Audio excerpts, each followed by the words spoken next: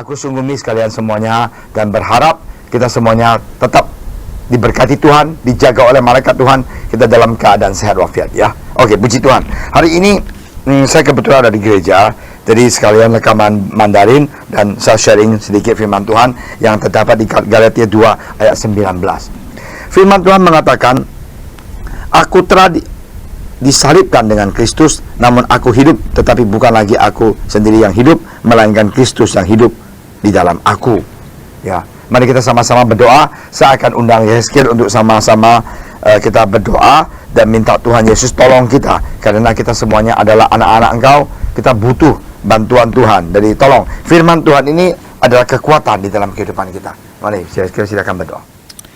Terima kasih Tuhan Yesus, terima kasih ya Tuhan. Kami bersyukur ya Tuhan Yesus buat kebaikan Kau ya Tuhan. Pagi hari ini ya Tuhan kami mau belajar untuk ya Tuhan Yesus merenungkan firman-Mu ya Tuhan. Kami percaya Tuhan melalui firman-Mu Tuhan, kami boleh diubahkan Tuhan, kami boleh mendapatkan kekuatan yang baru Tuhan, terutama di masa pandemi ini ya Tuhan. Terima kasih ya Bapa, pakailah hamba-Mu Pastor Amin ya Tuhan.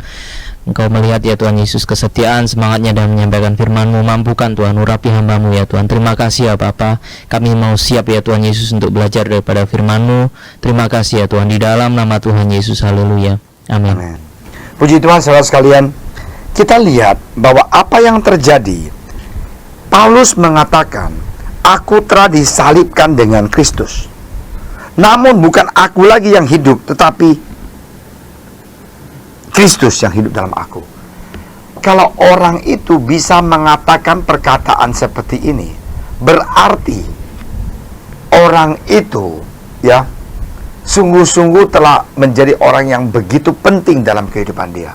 Kemarin saya 2 hari yang lalu saya dapat satu cerita di YouTube ya. Suami istri, mereka sudah menikah 75 tahun.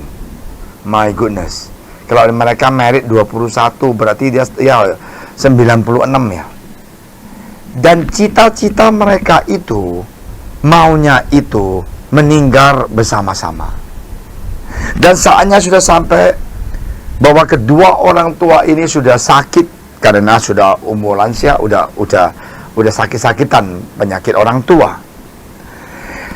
Dan mereka dimasukkan, long story short, karena mereka tinggal di rumah, anak-anaknya semuanya tidak tinggal sama mereka, karena orang bule ya biasanya begitu ya, nggak tinggal dengan anak-anak, kemudian anak dekat atau gimana. Tapi mereka berdua tinggal di satu rumah.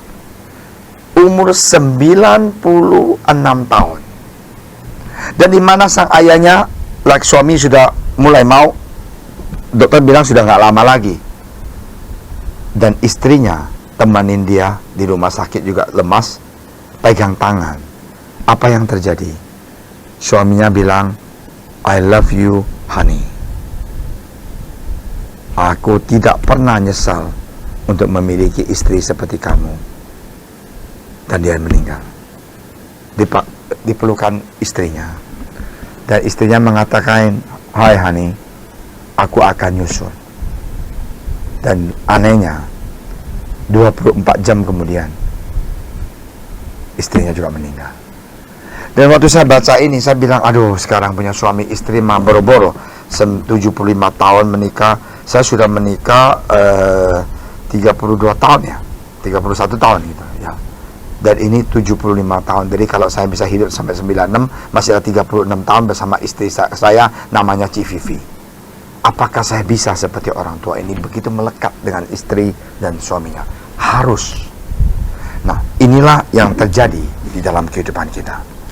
Kita harus mau melekat bersama Yesus dan sadar bahwa Yesus itu berharga di dalam kehidupan kita. Yesus itu, dia telah bayar banyak sekali dosa dan menembus dosa kita, bayar dengan darah yang mahal di dalam kehidupan kita. Ini manusia begitu cinta satu dengan yang lain. Kita dengan istri kita, suami harus juga begitu bersama dengan orang ini. Tetapi yang satu lagi paling utama, kita harus cinta Yesus sampai kita mati. Sampai kita seperti Paulus mengatakan, sekarang bukan aku lagi hidup, tapi Kristus yang hidup dalam aku. Tentu ada pengorbanan pengorbanan ketika kita menerima Kristus. Ada korban kita banyak sekali. Kita nggak boleh ke sini, kita nggak boleh sana. Ada beberapa hal yang Dia minta agar kita serahkan. Kita nggak bisa kayak dulu lagi. Waktu kita bertobat dengan sebelumnya, sebelumnya mah kita mau ngapain apa, mau ngomong apa aja, suka-suka kita deh. Sesudah bertobat, ada Roh Kudus yang lem kita. Udah nggak bisa marah jorok, udah nggak bisa ketebak macam-macam, udah nggak boleh nonton nggak benar punya film dan segalanya. Nah, Yesus menegaskan komitmen yang diperlukan untuk mengikuti Dia. Ya, kita akan sama baca di Lukas 9 ayat 23. Ya, saya akan silakan ya si Martin baca di Lukas 9 ayat 23. Nah, kita lihat setiap orang itu pasti akan membayar harga. Suami istri 75 tahun, mereka membayar harga apa? Saling ngampunin, saling mengasihi, saling mengerti satu dengan yang lain, saling mencintai, sampai mempunyai satu cita-cita, yaitu mati pun bersama-sama. Nah, kita lihat apa yang dikatakan di Lukas 9 ayat 23. Silakan. Lukas 9 ayat 23. Katanya kepada mereka semua, setiap orang yang mau mengikut aku, ia harus menyangkal dirinya, memikul salibnya setiap hari dan memikul aku. Harus menyangkal dirinya, memikul salibnya setiap hari dan mengikuti aku. Nah, sekarang saya suka cerita, suka bercanda gitu loh. Ada beberapa ayat di Alkitab saya nggak suka. Salah satu ini loh. Satu lagi apa? Kasihilah musuhmu, doalah buat mereka yang kutuk kamu. Saya suka bercanda. Saya nggak terlalu suka ayat-ayat itu. Tapi itu adalah nyata. Itu baik buat kita. Nah, apa yang terjadi? Yesus mau kalau kita mengikuti Dia, menyangkal diri kita. Artinya apa? Kita tinggalkan kita punya hobi. Kita tinggalkan ketika kita punya kedagingan. Kita tinggalkan kebiasaan kita.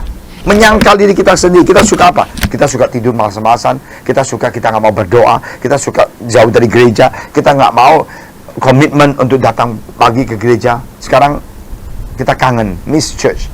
Waktu ada gereja mulai setengah 11, datang jam 11. Ada yang lebih parah, datang setengah 12. Ada yang lebih parah lagi, jam 12 datang. Cuma datang amen, berdoa, pulang. Nah, sekarang nggak bisa ke gereja. Kok kangen juga ya sama gereja.